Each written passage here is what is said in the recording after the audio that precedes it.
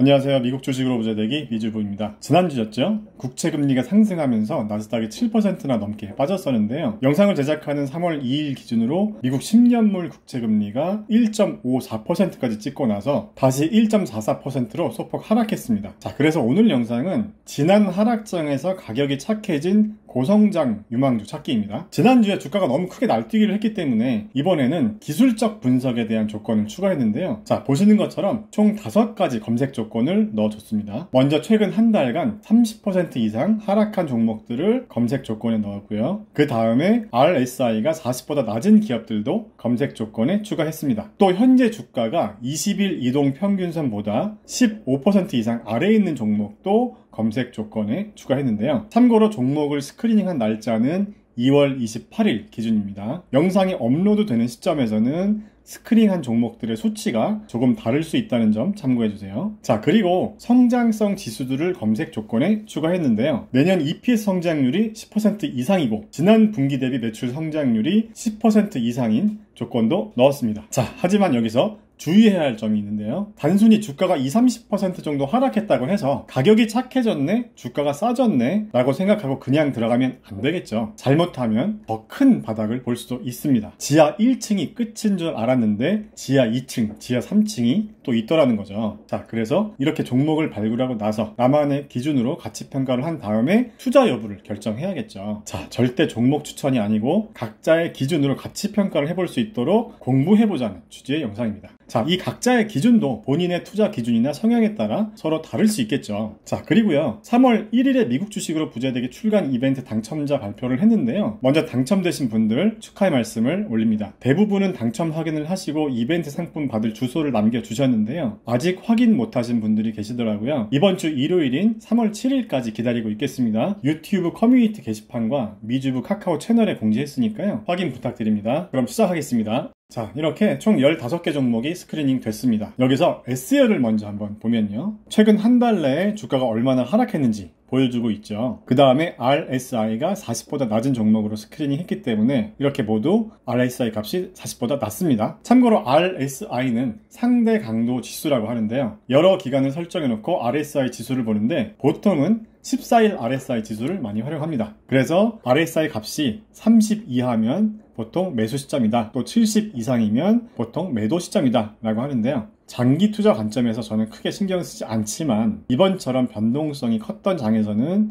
매수 타이밍을 잡는데 보조 지표를 활용하면 좋을 것 같아서 추가해 봤습니다. 자, 그리고 이 부분을 보면요. 20일 이평선보다 15% 이상 하락해 있는 종목들을 검색했기 때문에 이렇게 모두 마이너스 15% 이하로 표기되어 있습니다. 다시 말씀드리지만 지금은 또 다를 수 있겠죠. 자, 그 다음에 제2열이 내년 EPS 성장률이죠. 10%가 넘는 기업들을 가져왔고요. 그 다음에 분기별 성장률이 10% 넘는 조건도 여기서 확인할 수 있습니다. 자, 그리고 이쪽에 파란색 글씨를 보면요. PSG 레시오와 40룰이라고 되어 있는데요. 이 부분은 제가 따로 계산해서 엑셀에 붙여 넣었는데 어떻게 계산했는지 뒤에서 다시 설명드리겠습니다. 자, 이 엑셀 파일은 영상을 업로드하기 이틀 전에 저를 후원해 주시는 회원님들에게는 유튜브 멤버십 게시판에 미리 공유해 드렸었는데요. 이번에는 모든 분들이 보실 수 있도록 제 블로그에도 이 파일을 공유해 드리겠습니다. 여러분들도 기업에 대해서 공부할 수 있는 교재로 활용해 주세요. 영상 하단 고정 댓글에 블로그 URL을 공유해 드리겠습니다. 그러면 영상을 끝까지 보시면서 제 설명을 먼저 들어보시면 도움이 되실 것 같습니다. 자, 먼저 이 엑셀 파일에 대해서 설명을 드리겠습니다. 지난 종목 스크리닝을 했을 때 엑셀 파일이랑은 좀 양식이 바뀌었는데요. 먼저 티커와 회사명 그리고 섹터나 인더스트리 마켓캡은 기본적으로 전과 동일하게 나와 있고요. 참고로 마켓캡의 단위는 밀리언 달러입니다. 그리고 기본적인 밸류에이션 지표들이 있고요. 뭐 PE 레시오나 PS 레시오, 그 다음에 프라이스 투 북 레시오 같은 값을 확인할 수 있고요. 그 다음에 과거 혹은 향후 5년간 성장성 지표도 가져왔습니다. 또 그로스 마진이나 오퍼레이션 마진도 확인할 수 있습니다. 매출 이익률과 영업 이익률이죠. 자, 그러면 지금부터 어떤 기업들이 스크리닝 됐는지 한번 보겠습니다. 우리 눈에 익숙한 기업들도 많이 보이죠. 암웰이나 페스틀리, 팔란티어나 유니티, 벨로다인 같은 기업이 보이네요. 자, 먼저 암웰이 이번 하락장에서 많이 하락했었죠. 그 다음에 티커가 BIGC라는 기업이 스크리닝 됐는데요. 테크놀로지 섹터의 기업입니다. 또 티커가 CASI인 기업인데 이 기업은 헬스케어 섹터의 기업이네요. 이번에 스크리닝 된 종목들을 보면요. 테크놀로지 섹터와 헬스케어 섹터의 기업들이 많이 보이더라고요. 그만큼 상대적인 변동성이 큰 섹터이기 때문에 그렇겠죠. 자, 그 다음에 티커가 FOLD인 기업도 역시 헬스케어 섹터의 기업입니다. 그 다음에는 한국에서 많이 알려진 기업 중 하나인 페스틀리라는 기업입니다. 마찬가지로 테크놀로지 섹터입니다. 페스틀리는 제가 보유하고 있지 않은 종목이어서 개인적으로 더 관심이 가네요. 자, 그 다음에는 티커가 ICPT, 인터셉트 파마슈티컬스라는 기업과 티커가 OTRK라는 기업도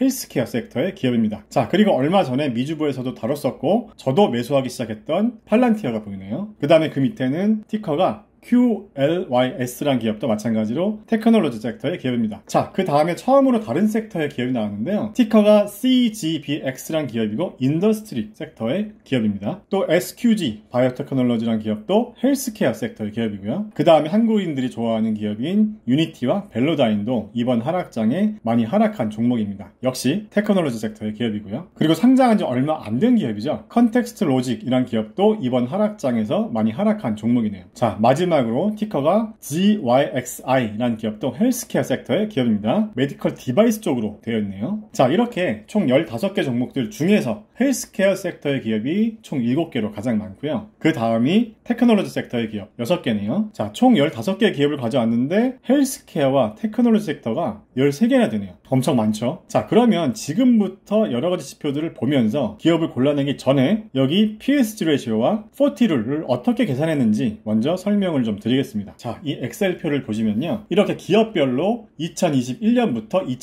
2025년까지 기업의 매출 성장률에 대해서 애널리스트 컨센서스 자료를 가져와서 제가 정리를 했는데요. 중간에 비어있는 값은 해당 연도에 애널리스트 컨센서스 자료가 없어서 가져오지 못했는데요. 있는 자료들 위주로 평균 성장률 값을 구해놨습니다. 자, 그래서 이쪽에 average sales growth 값이 자, 왼쪽에 성장률에 대한 평균 값입니다. 그리고 forward PS ratio 값이 있고요. PSG ratio 계산법은 PS ratio 나누기 매출 성장률이라고 말씀드렸었죠. 이 PSG 레시오는 지난 팔란티어 분석 영상에서 어떻게 계산하는지 설명드렸기 때문에 자세한 설명은 생략하겠습니다. 혹시 이 부분에 대해서 자세히 알고 싶으시면 위에 링크를 걸어 놓겠습니다. 이 팔란티어 분석 영상편을 한번 보고 오시면 참고가 될 것 같아요. PSG 레시오 값이 낮으면 낮을수록 매출 성장성 대비 저평가되어 있다고 보면 되겠죠. 그리고 성장주에 대한 판단 지표를 하나 더 가져왔는데요. 40룰이라고 부르는데요. 이 40룰에 대해서 잠깐 알아보고 넘어가겠습니다. 먼저 이 자료의 제목을 보면 SaaS나 서브스크립션 비즈니스를 위한 40룰이라고 얘기하고 있는데요. 모든 종목에 적용할 수 있는 룰은 아니다 라고 얘기합니다. 제 생각에는 매출 이익률이나 영업이익률이 높은 산업의 기업에 적용해 볼 수 있을 것 같은데요. 소프트웨어 플랫폼 기업에도 적용해 볼 수 있겠고요. 자, 우선 자료를 보면서 설명드리겠습니다. 계산법은 간단합니다. 영업이익률과 매출 성장률을 그냥 더해주면 됩니다. 여기에는 그냥 프로핏 이라고만 적혀 있는데요. 여기서 말하는 profit은 operating profit margin, 즉 영업이익률을 의미합니다. 간단한 예로 여기 보시면 성장률이 20%라면 영업이익률이 20%는 나와야 한다는 거죠. 그리고 성장률이 40%라면 영업이익률이 0%여도 뭐 괜찮다는 거죠. 영업이익률이 0%라면 순이익은 당연히 적자일 확률이 높겠지만 그래도 40% 정도 성장하는 기업이라면 투자자 입장에서 순이익이 적자여도 기다려줄 수 있다. 뭐 이런 의미로 해석하시면 되고요. 또 성장률이 50%라면 영업이익률이 마이너스 10%라도 괜찮다라는 겁니다. 자, 성장률이 50%씩이나 되는 기업이라면 1, 2년 내에 영업이익이 플러스로 전환될 수 있다고 보는 거겠죠. 자, 다시 한번 말씀드리지만 이 자료에서는 사스 기업이나 구독형 플랫폼 기업에 적용하는 방법이라고 이야기하고 있습니다. 자, 그러면 다시 엑셀 화면으로 돌아왔는데요. 그래서 제가 이 40룰을 계산하기 위해서 이렇게 오퍼레이션 마진을 따로 가져왔는데요. 자, 이 기업들 모두 영업이익률이 참 과관이죠. 영업이익률이 뭐 마이너스 20에서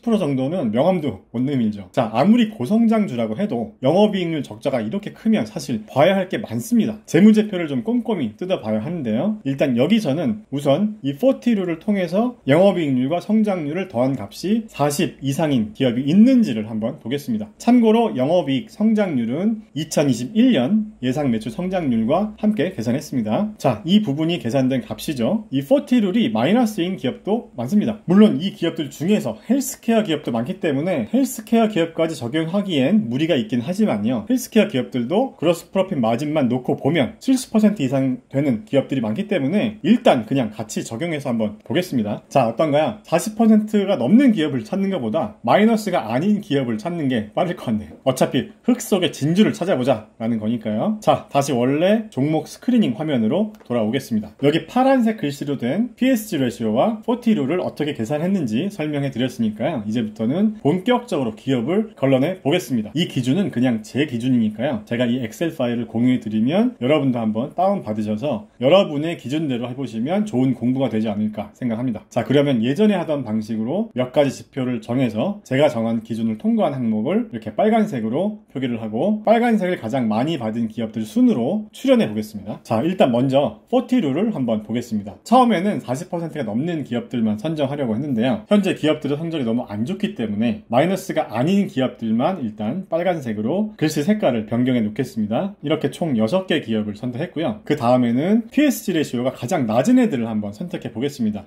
저는 일단 0.8 정도 아래에 있는 기업들을 일단 선택해 봤습니다. 그 다음에 그로스 마진, 매출 이익률이 좋은 애들도 한번 골라보겠습니다. 이렇게 그로스 마진이 50%인 애들로 골라냈습니다. 그 다음에는 내년 EPS 성장률이 35% 이상인 기업들도 한번 골라내 보겠습니다. 자, 이 항목도 이렇게 10개 기업을 골라냈는데요, 평가가 끝났네요. 여러분들도 영상을 보시면서 같이 해보셨나요? 자, 그러면 지금부터 만점자들이 있는지 보겠습니다. 빨간색 4개를 받은 기업이 만점자죠. 먼저 페스틀리가 빨간색 4개를 받았네요. 자, 일단 1차 서류 전형 통과죠. 그 다음에 맨 아래에 컨텍스트 로직과 자이넥스인가요? 얘네들도 만점자들입니다. 자, 만점자는 총 3개가 나왔고요. 그 다음에 빨간색 3개를 받은 기업까지만 골라내 보겠습니다. 온트랙이라는 기업과 유니티, 그리고 벨로다인까지 별 3개로 1차 서류 전형을 통과했네요. 아, 여기도 있었네요. 누락될 뻔했네요. 빅커머스 홀딩스라는 기업까지 해서 총 7개 기업이 1차 서류 전형을 통과했습니다. 아, 제가 아끼는 아무엘과 팔란티어는 1차 서류 전형에서 떨어졌네요. 아무엘은 좀 더 분발해 주시고요. 팔란티어는 지난 팔란티어 분상 영상에서 설명드렸지만 주식 기반 보상에 대한 비용 처리가 여기저기 많이 들어가 있었잖아요. 자세한 건 좀 더 봐야겠지만 팔란티어는 이 주식 기반 보상에 대한 부분이 통상적이지 않은 비용 처리로 보여지기 때문에 통상적인 비용 지출로만 놓고 보면 선택이 될 수도 있지 않았을까 하는 생각을 해봅니다. 자, 그리고 암웰과 빅커머스 홀딩스의 PS 레시오를 한번 보면요, 둘 다 26배 정도로 비슷하지만 암웰의 5년 평균 성장률이 26.47%였고 빅커머스 홀딩스 5년 평균 성장률은 49.6%로 더 높았기 때문에 여기 PSG 레시오가 더 낮게 나온 거죠. 그 다음에 페스틀리도 보면 전반적인 수치들은 좋아 보이죠. 40룰은 아쉽게 40% 아래 값이 나왔지만요,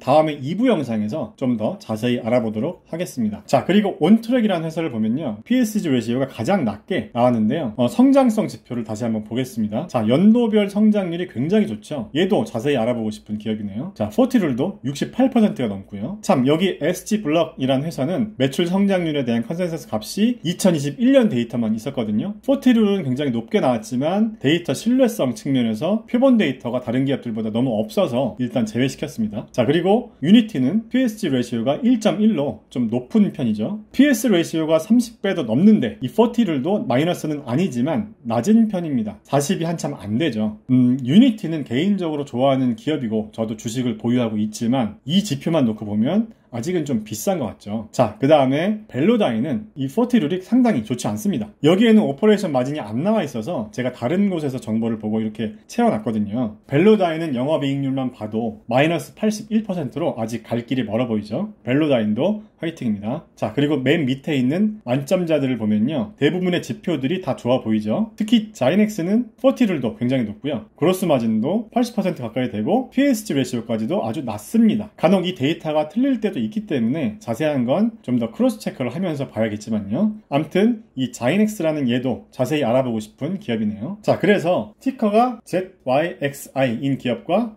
위시인 기업, 그리고 페스틀리죠. 티커가 FSLY, 이 3개 기업에 빨간색으로 표기를 하고 다음 2부 영상에서 이 3개 기업에 대해서 좀 더 자세히 알아보도록 하겠습니다. 자, 2부 영상 전까지 여러분들도 한번 이 기업들에 대해서 공부해 보시기 바랍니다. 영상에서 제가 얘기하는 투자 지표나 계산식 같은 게 좀 어렵다고 느끼시는 분들이 계시다면 제 온라인 강의에서 같이 한번 공부해 보셔도 좋습니다. 자, 그러면 2부 영상에서 또 만나요. 안녕.